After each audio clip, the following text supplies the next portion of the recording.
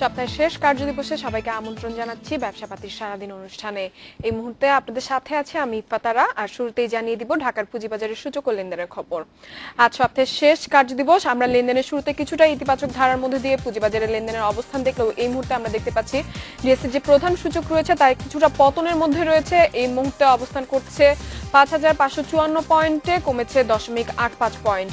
এছাড়া অন্য যে দুটো সূচক রয়েছে তার মধ্যে ডিএস30 সূচকটি অবস্থান করছে 2058 পয়েন্টে, বেড়েছে 3.65 পয়েন্ট। সরিয়া ভিত্তিক সূচকটি এই মুহূর্তে কমেছে 2.50 পয়েন্ট, অবস্থান করছে 1272 পয়েন্টে।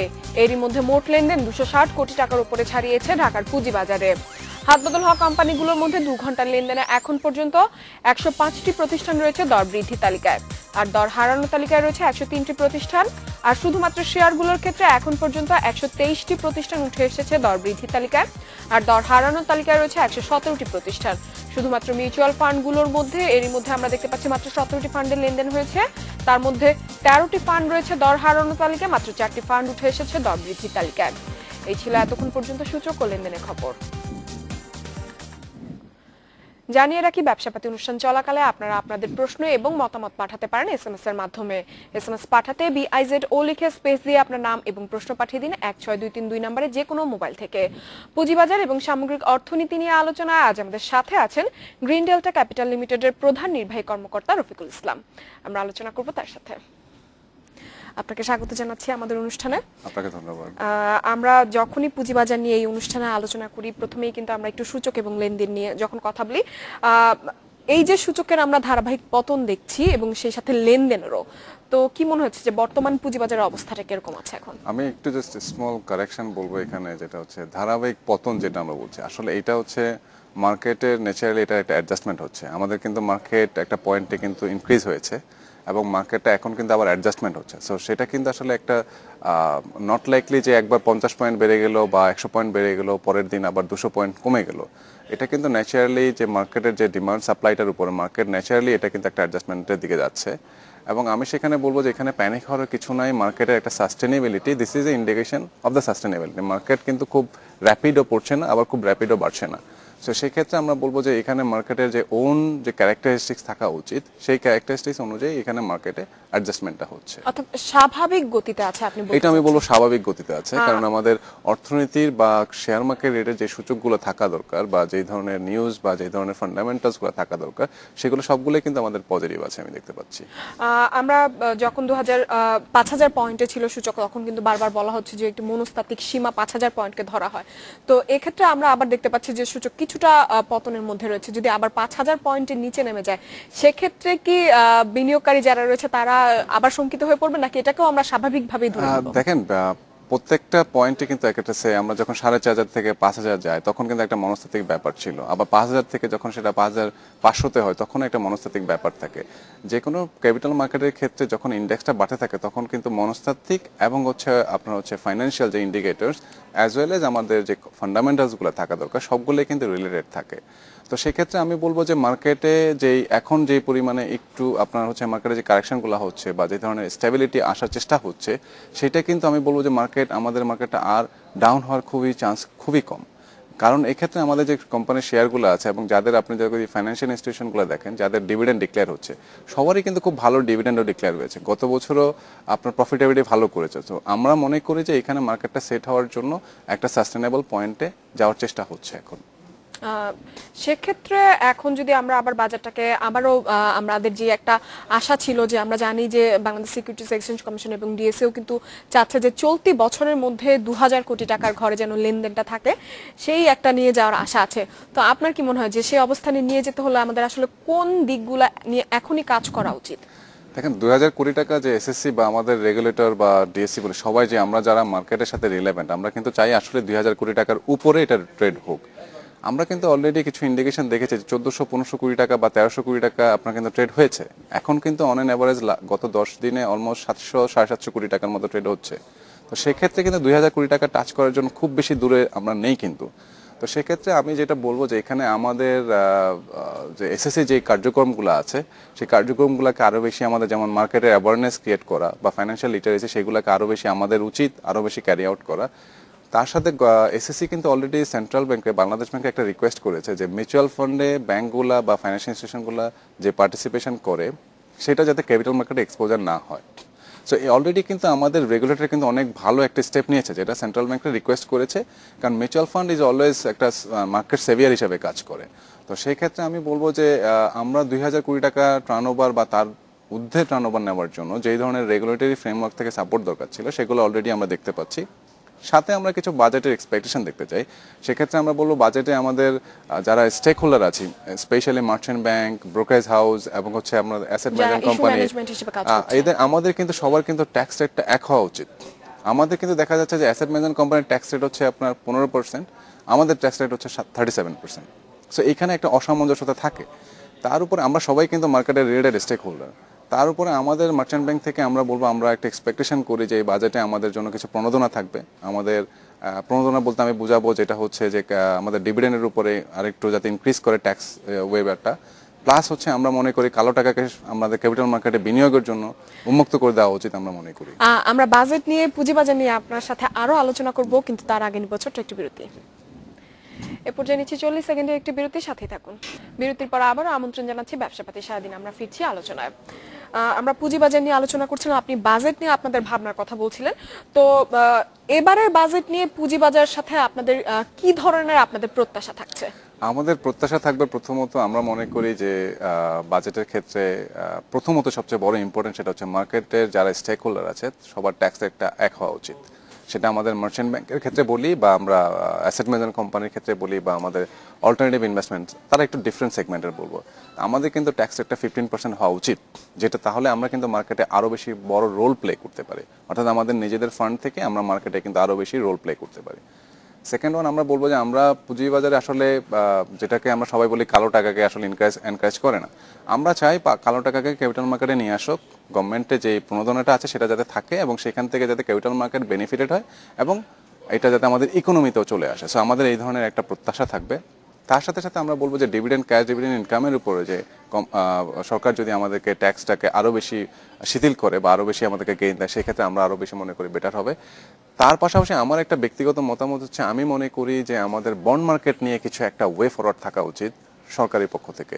সেটা হচ্ছে এই বাজেটে যাতে আমাদের প্রাইভেট সেক্টরের কোম্পানিগুলোকে বন্ড লিস্ট করতে পারে। অলরেডি কিন্তু আমাদের সেন্ট্রাল ব্যাংক অলরেডি একটা সার্কুলার জারি করেছে, যেখান থেকে ফরেন যে কোম্পানিগুলো আছে সেগুলো কিন্তু এখন আপনার হচ্ছে বন্ডের থ্রুতে টাকা রেজ করতে পারবে, আগে কিন্তু সেটা পারছিল না। সো বন্ড মার্কেটকে আমরা ডেভেলপ করার জন্য ফরেন কোম্পানিগুলো যেন তাদের কার্যক্রম পরিচালনা করতে পারে। বাংলাদেশে কোম্পানি নিয়ে কি সেই ধরনের দেশীয় কোম্পানিতে কোনো রেস্ট্রিকশন নেই, দেশীয় কোম্পানিতে অনেক বন্ড ছাড়তে পারে, বাট আমাদের অলরেডি কিন্তু বন্ডের কিছু কালচার আমরা দেখতে পাচ্ছি আছে এবং আমরাও কাজ করছি, সেটা হচ্ছে প্রাইভেটলি প্লেসড। এগুলো কখনো ট্রেডেড হয় না। পরিকল্পনাটা যদি একটু বলতেন যে বন্ড নিয়ে আপনাদের কি পরিকল্পনা রয়েছে? আমাদের পরিকল্পনা হচ্ছে আমরা বন্ড মার্কেটটাকে ফুললি ডেভেলপ করতে চাই। আমরা চাই যে বন্ড মার্কেটের এটা একটা অল্টারনেটিভ সোর্স অফ দ্য আপনার হচ্ছে fund raising for any institution. এটা যে কোনো ধরনের স্পেশাল পারপাস কোম্পানি হতে পারে, যে কোনো বড় ধরনের অর্গানাইজেশন হতে পারে, যে কোনো কিছুর জন্য এটা কিন্তু বন্ড স্ট্রাকচারিং হতে পারে। তা আমরা এখানে রিসেন্টলি আমরা একটা কাজ করছি, যেটা যদিও এটা লিস্ট হবে না, এটা প্রাইভেটলি প্লেসড। আমরা একটা গ্রিন বন্ড নিয়ে কাজ করছি, যেটা হচ্ছে আপনার ফিচার্সটাই থাকবে হচ্ছে গ্রিন বন্ডের, এবং সেখানে হচ্ছে শুধুমাত্র এনভায়রনমেন্টাল ফ্রেন্ডলি প্রজেক্টে ইনভেস্টমেন্ট করতে পারবে ওই বন্ডের মানি থেকে।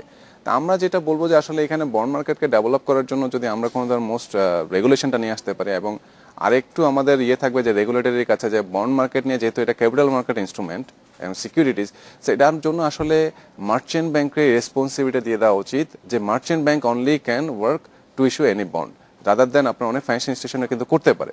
কারণ আমরা অনেক ছোট একটা সেগমেন্ট এবং আমাদের যেহেতু ক্যাপিটাল মার্কেট রেটেড, আমার মনে হয় আমরা এটাতে রেসপন্সিবল হওয়া উচিত।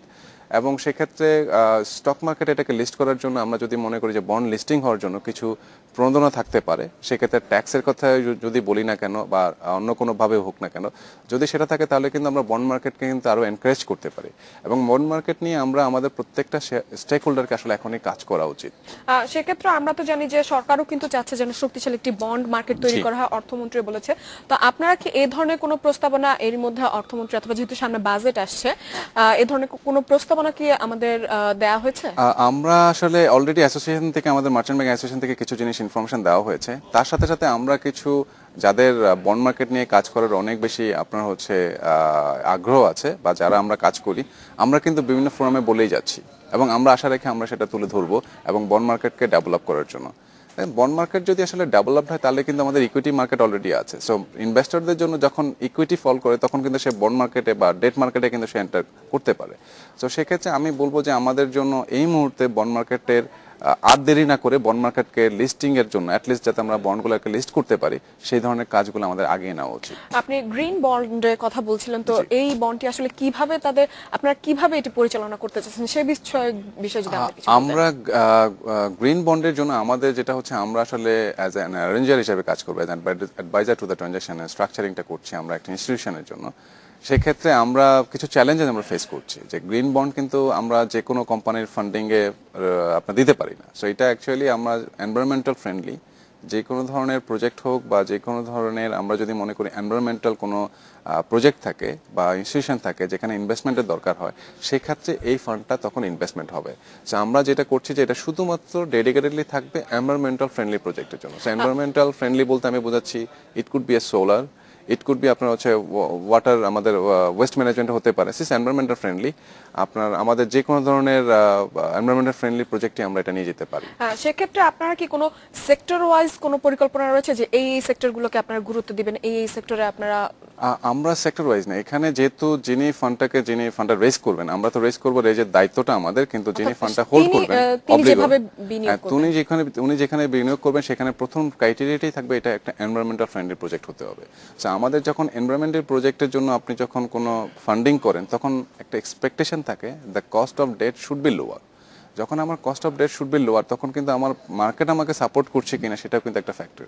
যদি মার্কেট আমাকে সাপোর্ট না করে তাহলে আমাদের উচিত আসলে এই ধরনের বিভিন্ন ধরনের আপনার হচ্ছে ক্যাশ ইনসেন্টিভ না হয়েও যদি ট্যাক্স ইনসেন্টিভ থাকে, যারা ইনভেস্টার হবে তাদের একটা আপনার হচ্ছে ট্যাক্স ইনসেন্টিভ থাকবে, সেক্ষেত্রে এই ধরনের প্রোডাক্টগুলোকে আমরা এনকারেজ করতে পারি মার্কেটে।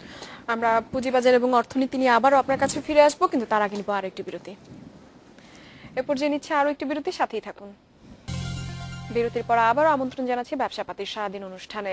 পুঁজিবাজার এবং অর্থনীতি নিয়ে আলোচনায় আজ আমাদের সাথে আছেন গ্রিন ডেল্টা ক্যাপিটাল লিমিটেডের প্রধান নির্বাহী কর্মকর্তা রফিকুল ইসলাম। আমরা আবারও ফিরছি আলোচনায়।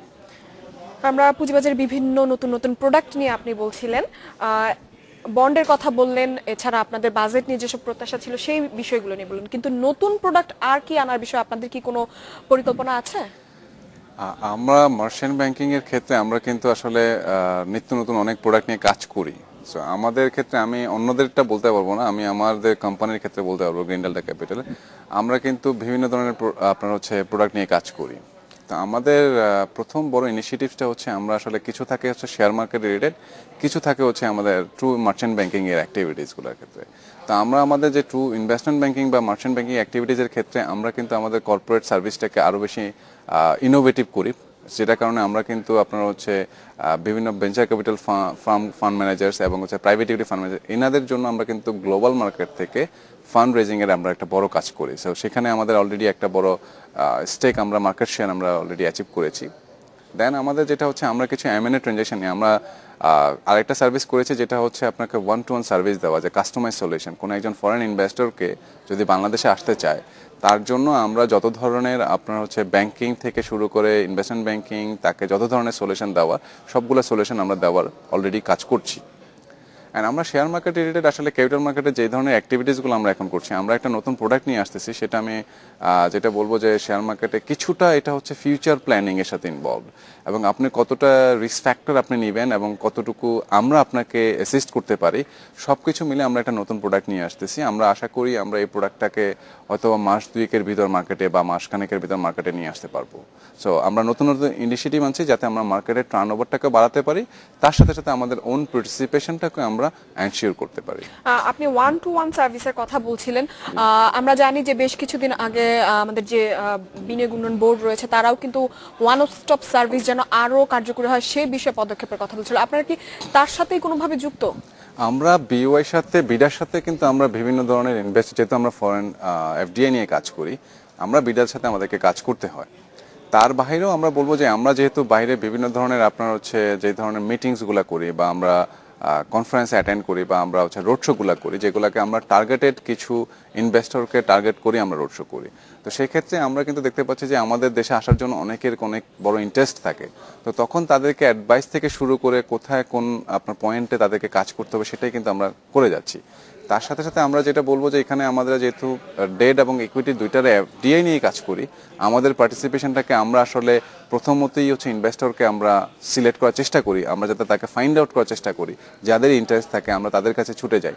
তখন তাদেরকে আমরা বোঝানোর চেষ্টা করি তারা কেন বাংলাদেশে আসবে এবং বাংলাদেশের পোটেনশিয়ালিটিটা কী এবং মার্কেট আমাদের যে ইকোনমি কতটা ফান্ডামেন্টালি স্ট্রং সেটা আমরা তাকে এক্সপ্লেন করার চেষ্টা করি। তো সব কিছু মিলে আলটিমেটলি তারা তো বিডার কাছে যাবে। Sir BIDA is a one stop সার্ভিসটা হচ্ছে ভেরি ইম্পর্টেন্ট। আমি বলবো সেটার জন্য আমরা রিয়েলি অ্যাপ্রিসিয়েট করি সেটা বিডা যে ইনিশিয়েটিভগুলো নিচ্ছেন সেটা আমরা খুবই এনকারেজ করি এবং আমরা পজিটিভলি দেখি। এবং ওইটা তো হচ্ছে গভর্নমেন্ট পার্ট, বাট আমরা তো অ্যাজ এ এফডিআই আনার জন্য বা ফরেন ইনভেস্টর আনার জন্য আমরা আমাদের অ্যাক্টিভিটিসগুলোকে আমরা সবসময় করে থাকি। এই ধরনের রোড শো করে এখন পর্যন্ত আপনারা কি কোনো রোড শোর আয়োজন করেছেন অথবা কি ধরনের সাড়া পেয়েছেন? আমরা এই পর্যন্ত কিছু যেটা কাজ করেছি সেটা হচ্ছে আমাদের গ্রুপের আন্ডারে আমরা ফরেন আপনার ফান্ড ম্যানেজারদের ট্রেড করার জন্য শেয়ার মার্কেটে আমরা কিছু কাজ করেছি। সেক্ষেত্রে আমরা অনেকগুলো টার্নওভার দেখতে পাচ্ছি এবং আমাদের থ্রুতে অনেকগুলো এসেছে। এবং আপনারা হচ্ছে যে আমরা আদার যেগুলো বলবো এফডিআই এর ক্ষেত্রে আমরা স্পেশালি ইকুইটি, ডিরেক্ট ইকুইটি এবং আপনারা হচ্ছে ডেট নিয়ে কাজ করি, সাথে কিছু জয়েন্ট ভেঞ্চারের জন্য কাজ করি। আমরা অলরেডি আপনার $200-300 মিলিয়ন মতো ডেট প্রোডাক্ট নিয়ে কিন্তু অলরেডি কাজ করে ফেলেছি বিগত কয়েক বছরে। প্লাস হচ্ছে আমরা ইকুইটি নিয়ে কিন্তু অলরেডি $20-25 মিলিয়ন ইকুইটি ডিলও আমরা করে ফেলছি। ইকুইটি নিয়ে সবগুলোই কি ফরেন? এগুলো সবগুলো আমি ফরেন বলছি। প্লাস হচ্ছে আমরা রিসেন্টলি কয়েকটা কোম্পানির সাথে আমরা ওদেরকে এনকারেজ করার চেষ্টা করছি বাংলাদেশে এসে তাদের যাতে ইনভেস্টমেন্ট করতে পারে। কারণ আমাদের আপনি যদি দেখেন গভর্নমেন্টের যে ভিশনগুলো আছে যে 100টা প্রাইভেট ইকোনমিক জোন হবে, আমার ইপিজেড হবে, প্লাস হচ্ছে আমাদের যে গোয়িং ফর যে মিডল ইনকাম হওয়ার জন্য যেই ধরনের আমাদের প্রসেসগুলো আছে সবগুলোকে মিলিয়ে আমরা আসলে মনে করি এখন ফরেন ইনভেস্টরদের বাংলাদেশে এখনই স্টেপ ইন করার হচ্ছে উপযুক্ত সময়। আমরা আশা করব আপনারা যে ধরনের লক্ষ্য নিয়ে এগিয়ে যাচ্ছেন তাতে খুবই সাকসেসফুল হবেন। তো সেই আশা নিয়ে আজকের অনুষ্ঠান এখানে শেষ করছি। ধন্যবাদ আপনাকে। এই ছিল সপ্তাহের শেষ কার্যদিবসে আমাদের অনুষ্ঠান। আমন্ত্রণ আমাদের পরবর্তী সংবাদে।